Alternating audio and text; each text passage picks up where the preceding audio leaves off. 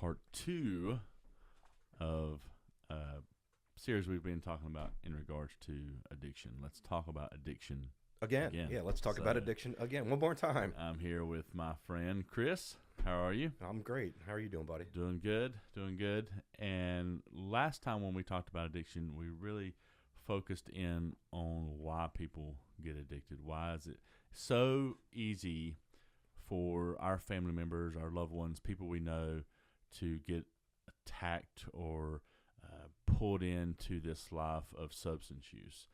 Because it's not as easy as we think. I mean, it's not one of those things where we can just tell people, hey, why don't you just quit? Sure, yeah. And we talked about last time, I think there were a few definitions that we found, and they didn't contradict each other, but I think they brought different views or had you thinking about addiction in different ways. And I thought we kind of touched on it last episode, but I'd like to just talk about cell phones for a minute. Yes. Just kind of I think everyone has one at this point. Yeah. Almost everyone has So one. you and I can say that we've been around long enough that we remember the day where there was no cell phone. Exactly. And this was not long ago. It was the 90s. Yeah. I mean, they were out, but it was the size of a shoebox. Mm-hmm. Yeah, In or you in had a little Mercedes. bag. Yeah, the bag It was phone. in somebody's Yeah. car. I know my sister, when she first got her bag cell phone, and it was like a cord attached to a box, and it was in a bag. You were Batman. Yeah. All of a sudden, you were Batman. Coolest thing in the world. But the only time you used it was, of course, if you needed to call someone and it was an emergency. Because it was $100 a minute. yeah, right. All right, so let's talk about cell phones. So I have a horn on my van that doesn't work, and I had to fix it specifically for beeping at people at red lights. Mm-hmm. So this is like, I'm not just a friendly toot. I'm not a hold the horn kind of guy. I think they're there for a reason. Yeah. You know, it's okay to use them. Yeah. I'm not an angry driver. But the reality is you'll miss a light cycle if you don't use your horn nowadays. 100%. That light will turn green, Yeah. and if you just sit there and watch the person in front of you, it'll turn red again. And this is normal in big air quotes. Okay, so what's going on there? And I think if we just relate our lives to cell phones and addiction to cell phones, how easy is it to put it down for a day? Mm-hmm. How important is it? How much danger is it causing us? Mm-hmm. Are we looking at it while we drive? Mm. Or are we texting while we drive? And these which aren't is a law. judgment thing. There's a law that you're not supposed to do that. Right. And the reason for the law is danger. You know, and we can look at the numbers, actual data, just like we can look at actual data from overdose deaths, data from overdoses, just all the healthcare concerns that come along with addiction. And talk about cell phones. And I know people are going to be getting uncomfortable listening to this. But why can't you put it down? It's because of the addiction. You're addicted to it. Yeah, and it's that negative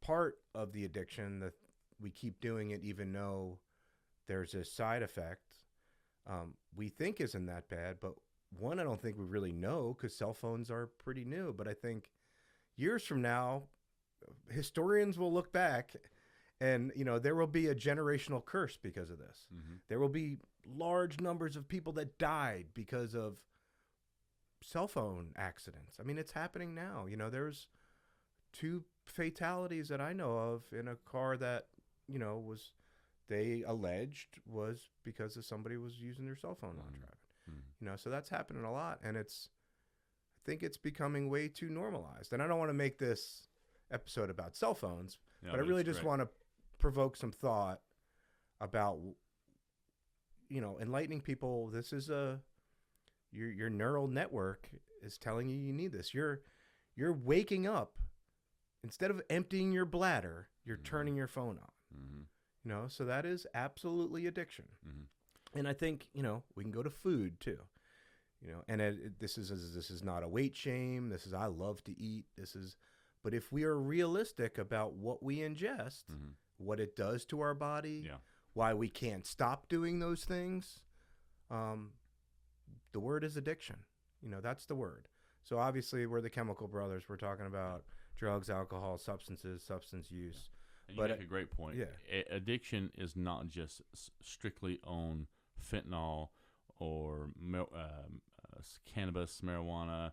There are other things that you can be addicted to, and you need to be aware of it. You need to be open to the idea that, you know what, I don't have a problem. Well, let's just look at your life. You're exactly right.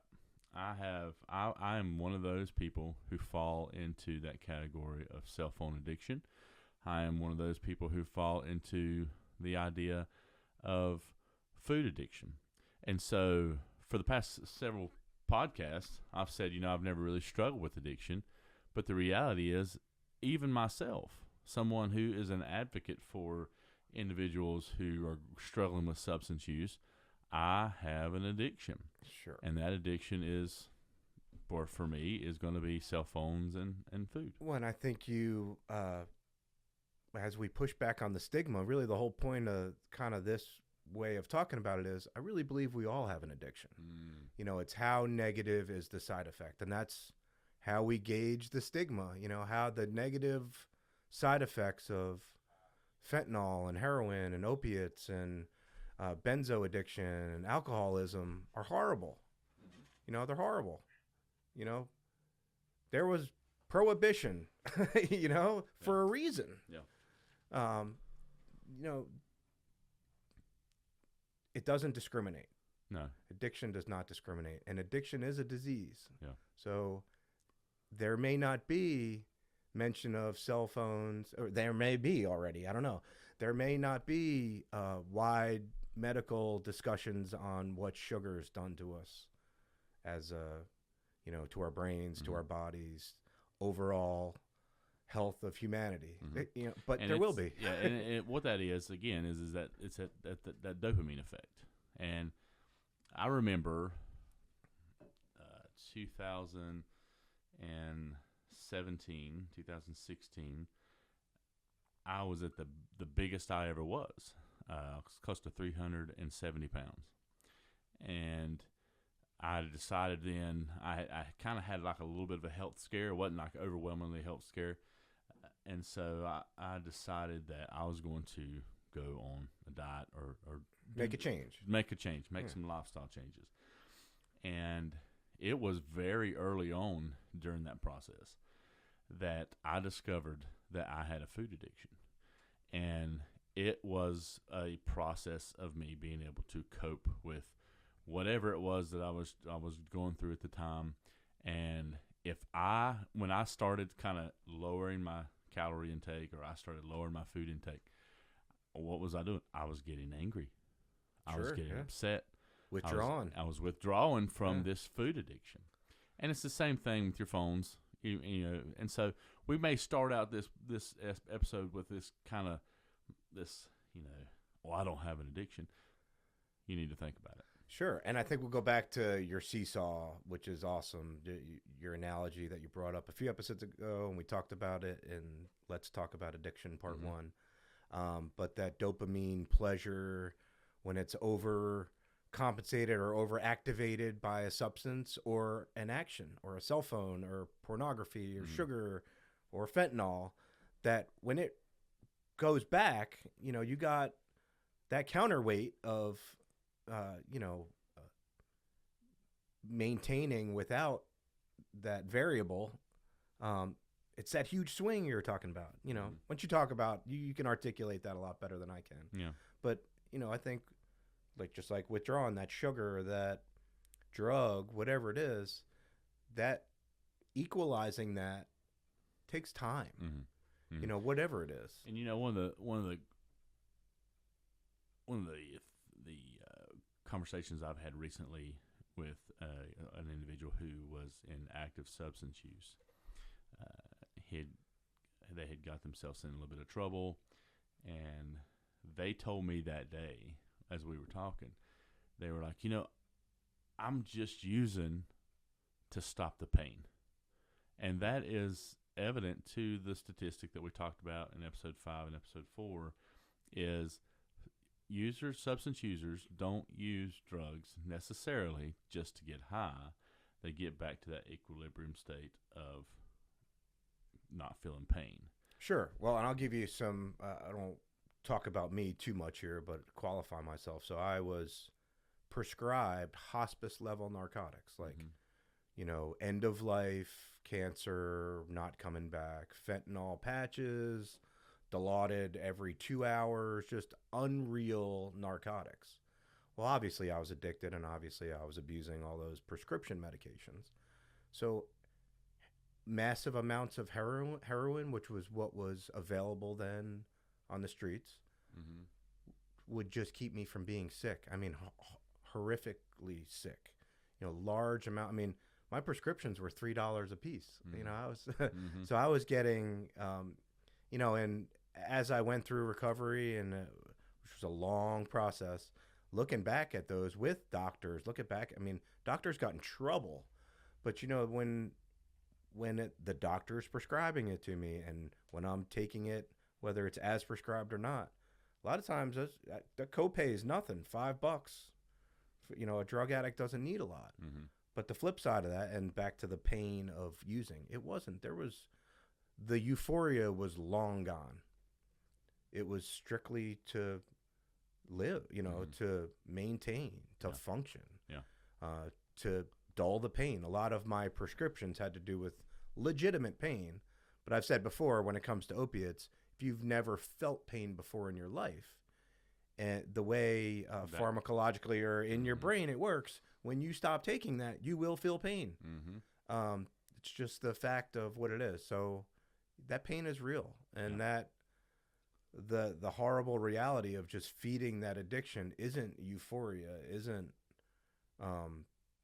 what's centralized on in the fentanyl crisis and the zombies leaning over and nodding out. It's strictly to not be in agony, not to be writhing in pain on the toilet, unable to sleep, unable to sit still, and that's all it is. It's just doing whatever it takes to get that. Yep. So yeah, that is the far, what in terms of negative consequences from addiction. That's kind of when we bring up the word, that's what we think of. Yeah. But we need to, as we push back on the stigma, we need to broaden the view of that. And so this is a paradigm shift that we want to kind of create in this app, and this understanding is, what is addiction and what does it look like? And you're going to be surprised. It's not this big blatant picture of what Hollywood will show you as an addict, and it's not going to be just this idea of someone who's using narcotics or very, very heavy drugs. Addiction is an umbrella for anything that controls us or causes us to do things that we normally wouldn't do. Absolutely. And so as we kind of move on in this episode, we've talked about that. So what does that look like currently right now in today's society for our youth?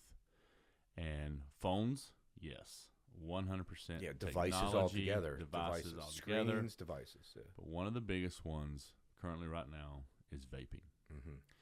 Vaping, or what we call e-cigarettes. And this information that we're going to talk about now, again, I'll put this post on the link.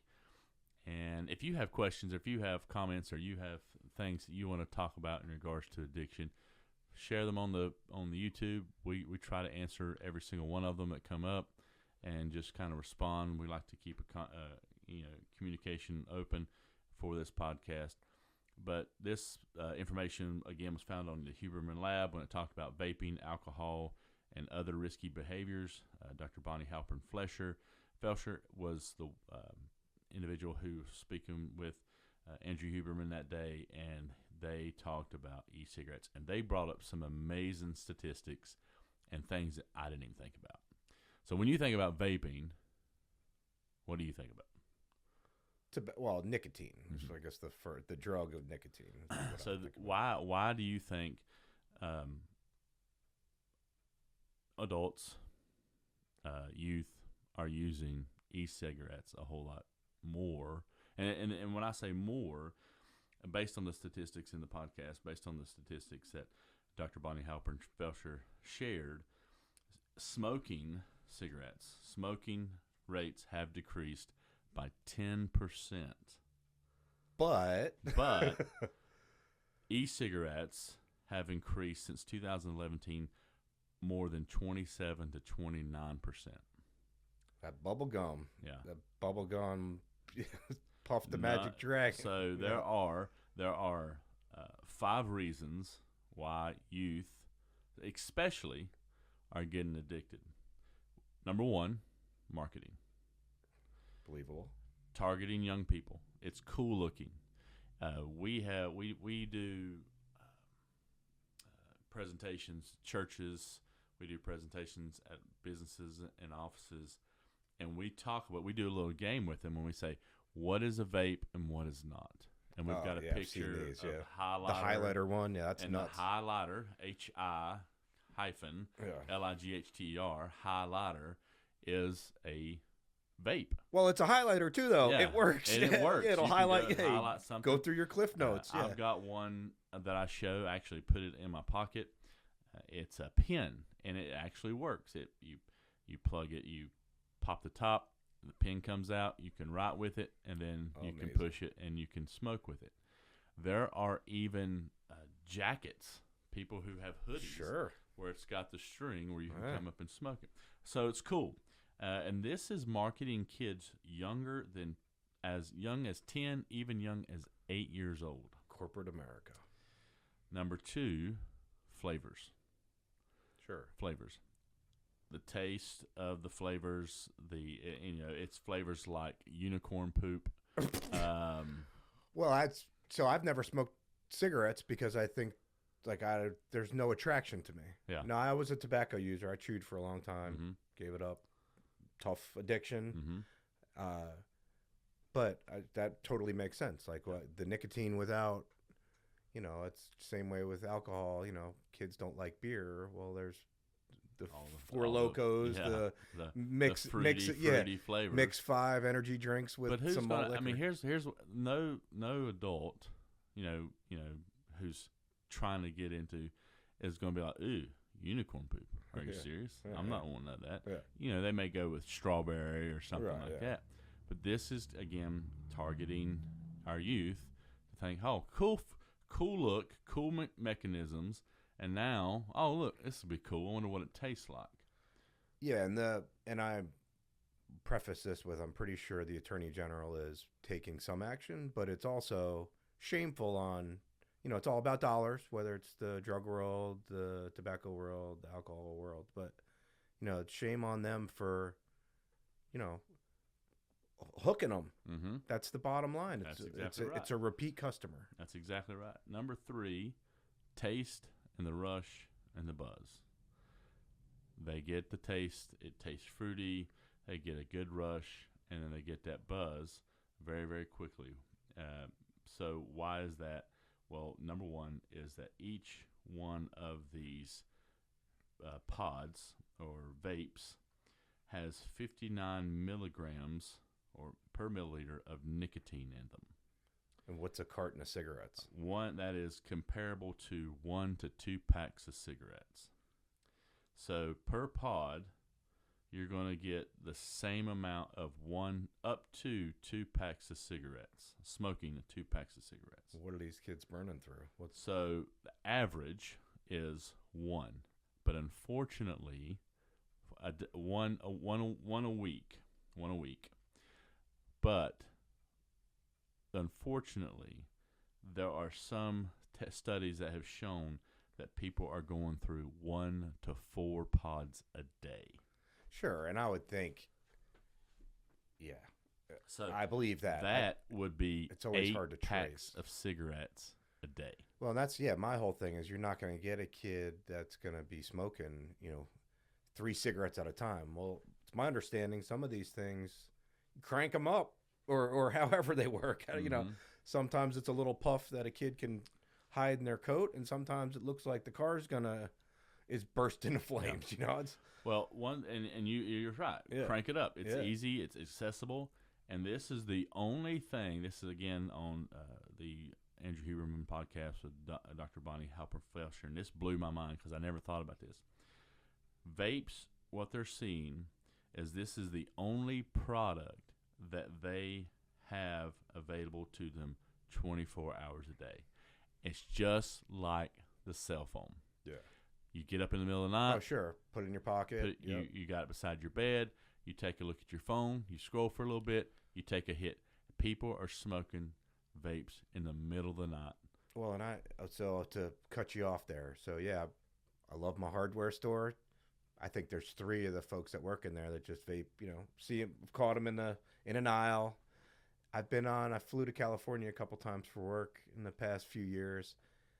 Man, dozens of people in the airport, on the plane, vaping, just kind of blowing it in their shirt so yeah, it's almost like reverting back to the 50s where there was an ashtray in every, McDonald's seat, and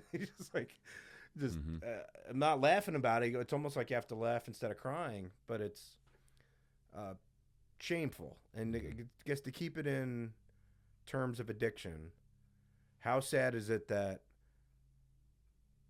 corporations are willing to do that much damage for $1? And let's go back to opiates and what that has done to our nation and the world. And it can directly be blamed on the pharmaceutical industry. Sure. And they're still profiting enough was it a B word? Oh, yeah. Settlement? $1 billion? Still to this day. Yeah, multi-billion dollars. And I'm glad you brought this up because we had a question from one of our listeners that said, hey, what about the physicians? Now, these pharmaceutical companies, these big name pharmaceutical companies were suing pharmacies, and the pharmacies are now, and the pharmaceutical companies are just now, in the past couple years, starting to go after the physicians that prescribed such medications. And so it's across the board, and the money continues to come in. Now, sure. Well, because those same companies are making Narcan, and then they're making all the MAT, the medical assisted, which will be another episode we'll talk about, Suboxone, Subutex, Methadone. They're cashing in on all sides of it. So if sales are great, addiction is up. And if addiction is up, Narcan is up. Narcan and all that's up. If people are trying to recover, we can make money on buprenorphine and Subutex and Suboxone and all these other things. So it's make no mistake about it, this is a cash cow for the pharmaceutical industry. They don't want people to recover. Yeah. It's a cycle. It's a cycle. Sure, yeah. It's a cycle. So real quickly, number 5. We'll go through number 5 because I want to land on number 4. Number 5 is the reason why this addiction is taking place in regards to vape is due to the fact of the chemical that's used within the vape, and it's a salt-based nicotine. Now, for those who are listening, you're like, salt-based nicotine, what's the difference between salt-based nicotine and regular nicotine? Salt-based nicotine does not cause that caustic throat hit like cigarettes do. When you smoke a cigarette, if you've never smoked a cigarette, be honest, I have smoked cigarettes before. When you smoke a cigarette, especially for the first time, it's going to hit the back of your throat. It's going to burn. It's not going to be comfortable. And a lot of times, youth don't go any further. They cough, they hack because it's really made them.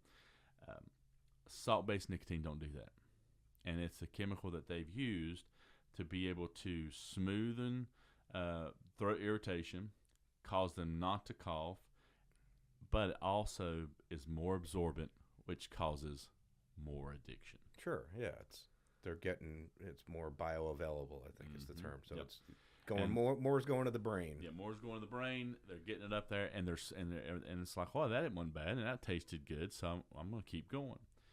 And then the last one, which hits everything we've talked about today: food, phone,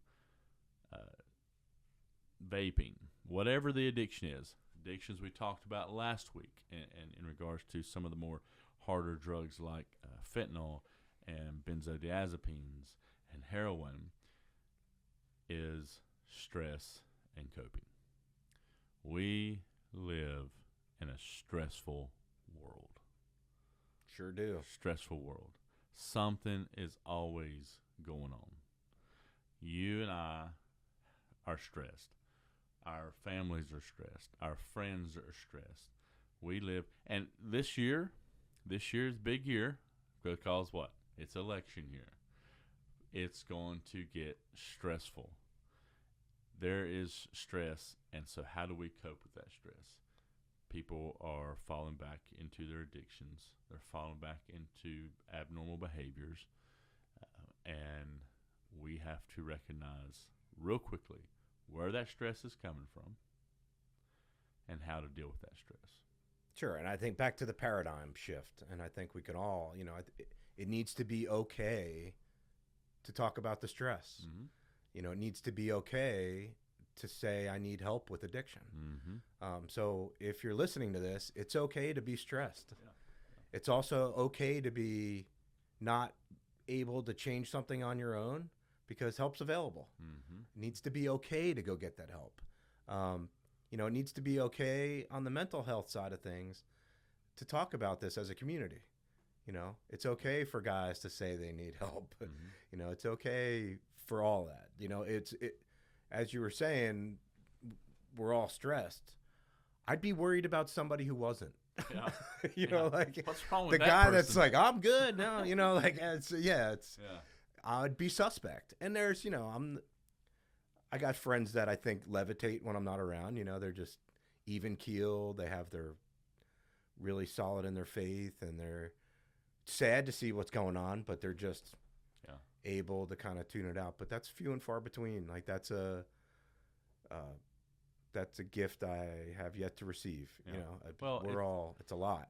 everybody is going through their own thing, and I think again, one of the major reasons why we did this podcast is to break down this wall, this stigma wall, is that we need to understand that although things may look beautiful on the outside, it's like the analogy of the duck. The duck looks like it's just floating on water. It's graceful, but underneath that water, those legs are kicking a mile a minute. And so what we have to recognize is that we are going through a lot of things. People are going through things. People are dealing with stuff. Let's show a little bit of grace. Amen. Let's show a little bit of understanding. Let's show, and specifically in our community, let's look at the situation and not be, hey, this sympathetic, but let's be empathetic. Let's not dehumanize each other. Mm-hmm. I think it's, we live in a strong, most of our county is faith-based. Most of them are Christianity. And I think it's, important we start loving our neighbors and not, kind of embracing what's here, admitting what's in front of us as a community, because just like the cell phones and the vaping, and let's admit that, like in the comments, if you got an addiction, why don't you go ahead and admit it? It's cool. Like it's freeing. Admit you're stressed. It's okay. Like that's the first step. Denial is a symptom. Let's start with that. It's okay. I'm just as addicted to my cell phone as everybody else. I have to work real hard not to look at it while I'm driving. I do occasionally, and I beat myself up about it. I couldn't imagine rear-ending a family because I was looking at, like, what would that do to my family? What would that do to me? So, yeah, absolutely. I think you hit the G word. We could really, in the world we live in, if you're listening to this, we could all use a little grace, and we could all be a little more graceful. 100%. And I think I had one of my favorite professors in college in my mental health process of getting my mental health master's degree. She said something. She said when because she works at an addiction clinic, and she said when somebody come in and they were like, I messed up this week, she looked at him and she said, well, sure you did. Sure you did. Yeah. Because it happens, especially if for people who have long-term substance use, there's going to be mess-ups.